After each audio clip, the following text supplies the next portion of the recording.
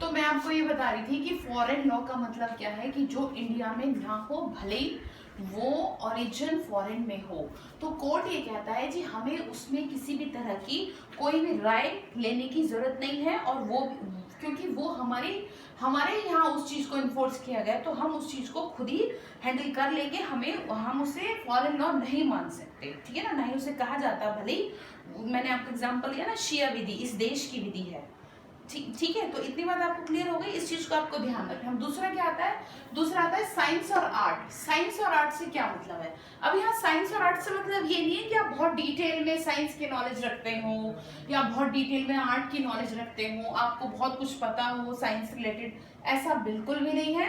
अगर मैं एक वर्ड में कहूँ, यहाँ पर बात ये है कि जो आम आदमी ना जानता हो, जैसे कि मैंने अभी भी एग्जांपल दिया था आपको केस का, आर वर्सेस स्मिथ का केस था, जिसमें क्या कहा, उसने अपनी बीवी को क्या किया, चाकू से मार दिया, और उसने कहा जी मुझे तो ये नींद में मार दिया, तो मुझे तो पता ही नहीं। तो कोर्ट ये कहता है इस चीज को कैसे डिसाइड किया जाए कि कोई नींद में किसी को मार रहा है और उसे उस बात का पता ही ना हो?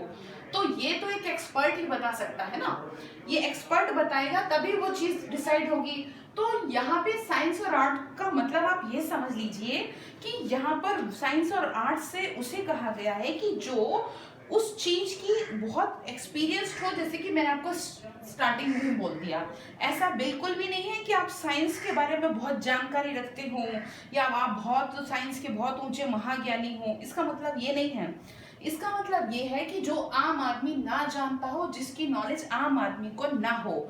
और दूसरी एक चीज बात और है इसमें कि इसमें कोर्ट के ऐसा कोई भी बात ना हो कि जिसमें कोर्ट बहुत अच्छी तरह से समझे। अब जरूरी भी देखो, स्टार्टिंग में मैंने आपको कहा कि जरूरी नहीं है कि कोर्ट को सारी नॉलेज हो, लेकिन यहाँ पर मैं आपको ये कह रही हूँ कि यहाँ पर आप उसी चीज के लिए उसी व्यक्ति को एक्सपर्ट कहेंगे कि जो आपसे थोड़ी एक्स्ट्रा नॉलेज रखता हो या उस चीज में स्पेशली स्किल्ड हो। ऐसा ना हो कि कोर्ट को भी उस बात का पता हो, कोर्ट को भी उसका बात का पता और आप भी वही कह रहे हैं, तो इस बात का कोई मतलब नहीं है। जैसे कि अगर डॉरी के केसेस लिए जाए, दहेज हत्या के, तो उसमें क्या, उसमें तो कोर्ट को भी काफी कुछ पता रहता है, लेकिन हत्या के जो सिम्टम्स हैं, कोई इंसान मरा, कैसे मरा, अब इसमें कुछ छोटी मोटी बातें नहीं आ सकती है कि जी किसी को चाकू से मारा या किसी को कितनी दूरी से मारा, इन बातों का कोई भी मतलब नहीं है। यहाँ पे मतलब इस बात का है कि जो कि किसी आम इंसान की समझ से परे की बात हो, उस बात पे बिल्कुल भी नहीं बोलने दिया जाएगा उस एक्सपर्ट को जिस बात की कोर्ट को बहुत अच्छी नॉलेज हो। ठीक है, अब आ गई बात identification, identification of hand writing. या मैंने शॉर्ट में लिखा, आप समझ लें। तो इसमें इसको समझने के लिए आपको क्या समझना है, इसको समझने के लिए आप एक केस को समझ लीजिए कि जिसमें क्या कहा था, कोर्ट ने ये डिसाइड किया कि जो सोलिसिटर होते हैं, या अगर आप बहुत सिंपल लैंग्वेज में समझे कि एक वकील को भी कोर्ट ने एक्सपर्ट माना है। क्यों एक्सपर्ट माना है? क्योंकि चाहे किसी एडवोकेट ने अपने शौक में ही किसी चीज में जैसे बोलते हैं ना बहुत कुछ प्राप्त कर लिया हो, जैसे कईयों को शौक होता है लॉ करने का, और वो उसमें इतना डीपली चले जाते हैं, उसमें इतना डीपली चले जाते हैं कि अच्छे अच्छों को वो पीछे छोड़ देते हैं। जैसे कोर्ट में मैं आपको बताऊं, बहुत से ऐसे एडवोकेट हैं कि जो बहुत नॉलेज रखते हैं जज से भी ज्यादा, तो वो वाली बात है। तो यहाँ पर बात क्या हुई थी कि वकील को एक्सपर्ट कहा कोर्ट ने। अब कोर्ट ने कहा कि चाहे उसने शौकिया जानकारी प्राप्त की हो, शौक में ही उस चीज की डिटेल में गया हो। अब प्रश्न ये है कि क्या क्या कोई एक जो विज्ञापन है वो एक्यूज की हैंडराइटिंग में था? क्या वो एक्यूज ने लिखा था?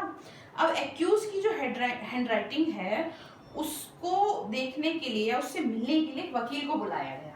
ठीक है, एक वकील को बुलाया गया, और जो वकील के पास इस विषय में कोई उपाधि नहीं थी। पर इतना आप ध्यान रखिए, जैसे कि मैं आपको बताऊं, अगर आप कोर्ट में जाएं तो आप ड्राफ्टिंग जो करते हैं कोर्ट में बाहर, आप उनको देखें और एक अच्छे सीनियर एडवोकेट को देखें। जो काम वो जानते हैं वो एक सीनियर एडवोकेट नहीं जानते, क्योंकि वो जो है बहुत टाइम से करते आ रहे हैं ड्राफ्टिंग का काम। जैसे कि और सिंपल वे में कहूँ, जैसे कि मुंशियों को कई बार वकीलों से ज्यादा नॉलेज हो जाती है, भले उनके पास डिग्री ना हो। इससे अच्छा एग्जांपल आपको नहीं मिल सकता। ठीक है, तो कोर्ट ने उसको भी क्या मान लिया, तो कोर्ट ने उसको, जो वकील है उसको भी एक्सपर्ट मान लिया। भले उसके पास कोई उस चीज की उपाधि नहीं थी, उस हैंडराइटिंग को साबित करने की कोई उसने हैंडराइटिंग के लिए स्पेशली कोई क्लास ली हो, ऐसा बिल्कुल भी नहीं था, परंतु उसने बताया कोर्ट को कि मैं बहुत टाइम से शौक में इस हैंडराइटिंग को वो करने के लिए क्या कर रहा था, क्लास ले रहा था, यानी मैं ये काम सीख रहा था, या आप ये समझो कि मैं बहुत टाइम से ड्राफ्टिंग सीख रहा था,